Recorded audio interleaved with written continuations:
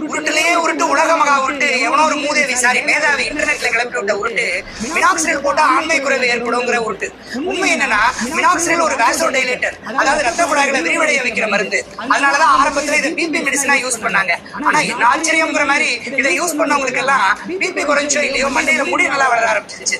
அப்புறம் என்ன பிபியாவது மயிராவதுன்னு ஒட்டுமொத்த உலகமும் இதை முடி வளர்க்க யூஸ் பண்ண ஆரம்பிச்சு இன்னைக்கு மினாக்சிடில் வியாபாரம் 1 லட்சம் கோடியை தாண்டிடுச்சு. உங்க ஸ்கின் டாக்டர் கொடுக்குற கரெக்டான டோசேஜ்ல மினாக்சிடில் யூஸ் பண்ணா வழுக்க மண்டையில முடி வளர இது வரப்பிரசாதம் மட்டும் இல்ல, எந்த சைடு எஃபெக்டும் இல்லாதது.